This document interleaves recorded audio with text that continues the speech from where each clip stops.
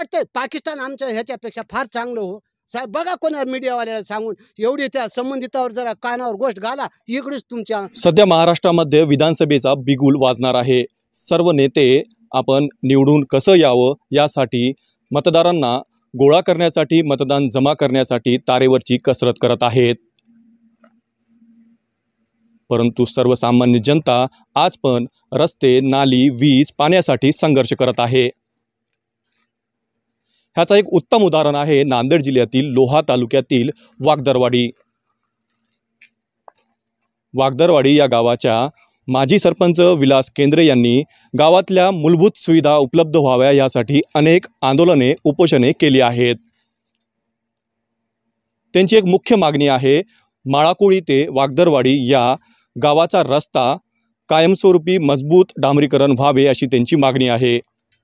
त्यांचा आरोप आहे की या रस्त्याचे सार्वजनिक बांधकाम विभाग PWDने रस्ता खोदून काढला, चांगला रस्ता उकरून काढला आणि तो रस्ता केला नाही. नांदेड जिल्ह्याचे माजी खासदार प्रताप पाटील चिखलीकर यांनी या आंदोलनाची दखल घेत त्यांच्या काल झालेल्या सभेमध्ये उल्लेख केला आणि ही खूप मोठी चूक आहे ती सार्वजनिक बांधकाम विभागाची. अनेक आंदोलन करून शासन आपल्याकडे लक्ष देत नाही. यामुळे विलास केंद्रे आणि रामदास केंद्रे यांनी स्वतःची चिता रचून लक्ष वेधण्याचा प्रयत्न केला आहे. काय सांगताल तुम्ही? हा अनोखा उपक्रम केलं जात आहे, तुमच्याकडे काय दखल घेत नाही का प्रशासन? बिलकुल दखल घेतलेली नाही प्रशासनानं कुठल्याच प्रकारे. आम्ही 12 दिवस आम्हाला उपोषण केलं. मागच्या वेळी त्यांनी पत्र दिलं लेखी की तुमचा 15 दिवसाचा रस्ता मार्गी लावू. त्याच्या बदल्यात त्यांनी काहीच केलेलं नाही. आणि आमच्या बऱ्याच मागण्या होत्या त्या उपोषणामध्ये की त्या सदरील गुत्तेदारावर गुन्हा दाखल करणे. ह्या कुठलीच आमचं आतापर्यंत आम्ही इतकं मेहनत उपोषण करून त्यांनी कुठलीच आमची दखल घेतलेली नाही आणि कुठल्याच प्रकारचं आम्हाला प्रशासनाकडून काही आलेलं नाही. तरी माझी एक स्पष्ट मागणी आहे की त्या गुत्तेदारावर पहिल्यांदा गुन्हा दाखल झाला पाहिजे आणि रोड तर केलाच पाहिजे. रोड केल्याशिवाय तर मी मागे हटणारच नाही. आणि मी आज पुन्हा 25 तारखेपासून आमरण उपोषण चालू केलेलं आहे आणि 7व्या दिवशी आम्ही स्वतः चिता पेटून घेणार आहोत. आपल्या भागातले जे लोकप्रतिनिधी आहेत, आमदार असतील, माजी खासदार, आजी खासदार असतील, त्यांची काय प्रतिक्रिया आहे? ते काय म्हणतात तुम्हाला? काहीच म्हणत. कोणी आलं नाही, कोणी खासदार आला नाही, आमदार आला नाही, आमच्याकडे काहीच आलं नाही, कोणीच आलं नाही. काल चिखलीकर साहेबांनी फोनद्वारे माझा संपर्क केला. ते फक्त आश्वासन देत होते की मी करून देतो तुमचं काम. पण आम्ही प्रशासन आम्हाला खोटं पत्र देऊन गेलो. लेखी पत्र प्रशासनानं दिलं. लेखी असून खोटं बोलते प्रशासन. तरी राजकीय माणसाचा तरी ठरलेलंच आहे आश्वासन देणे. त्यामुळे मी त्यांच्यावर विश्वास नाही केला. हे जर टोकाचं पाऊल तुम्ही उचलल्या तर तुम्हाला काय करावं शासनाने की तुम्ही या उपोषणासाठी माघार घेतलेली आहे? काय करावं? माझ्या गावचा रस्ता करून देणे. कसं करावं? कधी त्याचा टाइम लागेल? तात्काळ चालू करायचं. तात्काळ लगेचच्या लगेच चालू करायचं.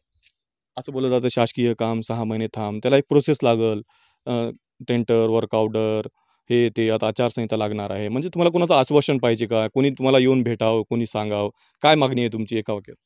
मागणी काही नाही. कलेक्टर साहेबांनी तसं लेखी द्यावं. खालच्या मागच्या इथल्या कुठल्याच अधिकाऱ्याचं आम्ही मानणारच नाही, कारण यांनी दिलंय आणि ते खोटं बोलतात.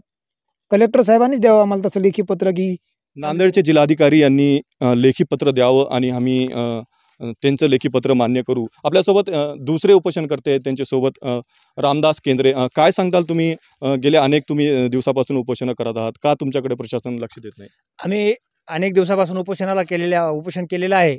आमच्याकडे प्रशासनानं जाणून बुजून दुर्लक्ष केलेलं आहे. कारण आमच्या गावचा आतापर्यंत कोणत्याच प्रकारे विकास झालेला नाही आणि जाणून बुजून हा रस्ता खोदला तर खोदला, पण त्या रस्त्यावर बिलसुद्धा त्यांनी उचललेलं आहे.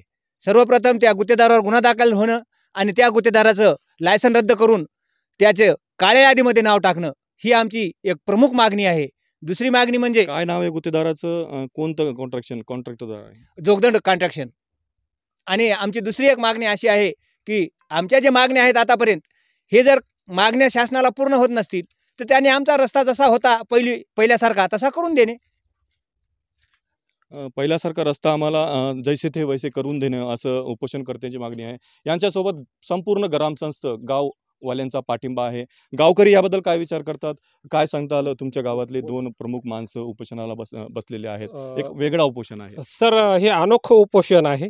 शासनाचं लक्ष वेधून घेण्याकरता या गावचे माजी सरपंच विलास शहाजीराव केंद्रे आणि रामदास चुडामण केंद्रे हे दोन बांधवांनी तुम्ही मागच्या वेळेला पाहिलात की एका महिन्यापूर्वीच यांनी उपोषण सुरू केलं होतं आणि लेखी प्रशासनानं आश्वासन दिल्याच्या नंतर हे काही काळासाठी स्थगित करण्यात आलं.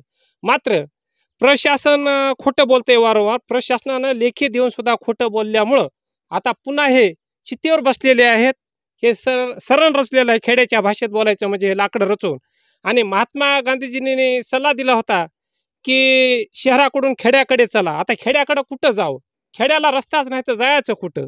हे अनोखं असं हे शासनाचं लक्ष वेधून घेण्याकरता आहे.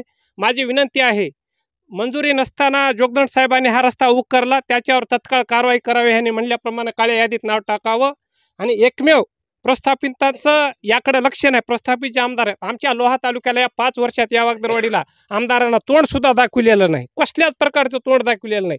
म्हणजे आम्ही त्यांच्या मतदारसंघातले आहोत का नाहीत, का आम्ही पाकिस्तानातले आहोत? म्हणून माझी प्रशासनावर तर माझा आक्षेप आहे, लोकप्रतिनिधीवर बी आक्षेप आहे. आणि या अनोख्या पद्धतीनं हे आंदोलन चालू आहे. आणि ह्याच्या जीवाला जर बरं वाईट झालं तर याला कोण जबाबदार? याला महाराष्ट्राचे मुख्यमंत्री एकनाथरावजी शिंदेला कळत नाही? हे जाहीर हे माझं आव्हान आहे. एकनाथ शिंदे आणि जिल्हाधिकारी अभिजित राऊत यात सगळ्यात दोषी 2 लोक आहेत. माझा जिल्हाधिकाऱ्यावर तर खूप आक्षेप आहेत, कारण त्याच्यावर हक्कभंगाची कारवाई झाली पाहिजेत. मात्र आमचा विधानसभेमध्ये आमचा आवाज उठविण्यासाठी एकही आमचा आमदार ओबीसीचा नाही. आणि आम्ही हे गाव अनेक विकासापासून वंचित आहे, कोसदूर आहे, डोंगराळ भागामध्ये आहे. या गावाला वाली कोणीच नाही. ह्या 2 बांधवांनी या गावच्या रस्त्यासाठी आणि त्यांच्या काही बऱ्याच मागण्या आहेत. मात्र रस्ता ही प्रमुख मागणी आहे आणि रस्त्याच्या संदर्भामध्ये या गुत्तेदारावर कारवाई झाली पाहिजे. हे काम कलेक्टरचं आहे. कलेक्टरने येऊन यांना निवेदन द्यावं, या कलेक्टरने येऊन भेट द्यावी. आणि जिल्हाधिकारी यात 100% दोषी आहे. जिल्हाधिकारी प्रस्थापितांच्या दबावाखाली वागत आहे. शासनकर्ते आणि अधिकारी हे दोषी आहेत आणि गावकऱ्यांचा असा आरोप आहेत. अनेक गावकरी आपल्यासोबत आहेत, गावातील ज्येष्ठ नागरिक आहेत. काय सांगताल तुम्ही? तुमच्या गावातले उपोषण केलेले आहे, खरोखरच अडचणी आहेत का? साहेब, या गावातून कमीत कम 200 ते 250 सैनिक आहे देशावर. हे सरकारला हे लेकरं बंदुकी घेऊन देशाच्या पहाडीमध्ये राहून ड्युटी करतात. हे याचे आई वडील इथं वागदरवाडीत राहतात. ह्याला जायला चलता येत नाही, हलता येत नाही. एवढी या गावची गंभीर दक्षिणा घेत नाही. आमदार आहे ना, खासदार आहे ना, आले की थोडं दुरूनच फोनवर बोलतात, दुरूनच सांगतात. खोटं रक्षण देऊन आमच्या लोकांना हे त्रास होत आहे. आम्हाला खूप त्रास आहे असं गावकऱ्यांचं म्हणणं आहे. काय सांगताल तुम्ही? हे चालू आहे, अनेक जण त्यांच्यावर आरोप करतात की ते प्रसिद्धीसाठी करतात, स्टंट करतात. काय सांगताल तुम्ही? साहेब, प्रसिद्धी नाही का गावाल्याच्या या प्रमुख मागण्यासाठी पहिलं अगोदरचं उपोषण केलं, लेखी पत्र दिलं आणि त्यानंतर काम केलं नाही. दुसऱ्याला बसवावं लागलं दुसऱ्या वेळेस. माझी एकच विनंती आहे, जर या लोकशाहीच्या काळामध्ये खोटं काम करणाऱ्या गुत्तेदाराचं तुम्ही वाजवत असाल आणि त्याच्यावर आक्षेप घेऊन कुठलाच नेता, आमदार, खासदार, कोणता आपलं कलेक्टर जर त्याच्यावर आक्षेप घेऊन जर गुन्हा नोंदवत असेल, जर गावकऱ्याला भेटायला सुद्धा येत नसेल, तर याच्याशिवाय कसली लोकशाही आपल्या राज्यात आहे महाराज? माझी एक विनंती आहे, ते आंदोलन उपोषणाच्या प्रमुख मागण्या आहेत त्याप्रमाणे तो गुन्हेगार जो आहे, गुत्तेदार आहे, त्याला घ्या समोर, त्याची विचारणा करा आणि संबंधितावर कायद्याने गुन्हा दाखल करा आणि आमच्या गावच्या मागण्या पूर्ण करावं ही आमची विनंती आहे. कारण का बांगलादेश, चीन, पाकिस्तानच्या बॉर्डरवर आमच्या वागदरचे मुलं आणि तुम्ही तुमच्या बंगल्यामध्ये, अरे अरे अरे काय आमच्यावर अन्याय हो. आणि आम्ही जर तुम्ही उपोषण करून मरायला बसलो तरी आम्हाला जिल्हाधिकारी भेटाय ना, आमदार आहे ना, खासदार आहे ना. आमचं मला वाटतं पाकिस्तान आमच्या ह्याच्यापेक्षा फार चांगलं हो. साहेब बघा कोणा मीडियावाल्याला सांगून एवढी त्या संबंधितावर जरा कानावर गोष्ट घाला. इकडेच तुम्हाला आमची विनंती आहे. बघा, अनेक गावकऱ्यांचा रोष आहे. ह्याचं एक कारण आहे की वागदरवाडी हे गाव म्हणजे आदर्श गाव आहे, सैनिकांचं गाव आहे. जिल्ह्याला अभिमान नव्हे तर महाराष्ट्राला अभिमान आहे असा हा गाव आहे. त्यामुळे गावकरी सतत लोकशाही मार्गानं आपल्या मागण्या मान्य करण्यासाठी शासनाचे लक्ष वेधत आहेत. 2 दिवसानंतर हे चिता पेटलेली दिसणार असं गावकऱ्यांचं म्हणणं आहे. आपण पाहत होतात दैनिक जनतेचे मत माझे मत या वर्तमानपत्राचे सोशल मीडिया माध्यम जनतेचे मत. मी फेरोज मनियार, वागदरवाडी, लोहा, नांदेड. वागदरवाडीचा रोड गुत्तेदारावर गुन्हा, गुत्तेदारावर गुन्हा, गुत्तेदाराचं लायसन, गुत्तेदाराचं लायसन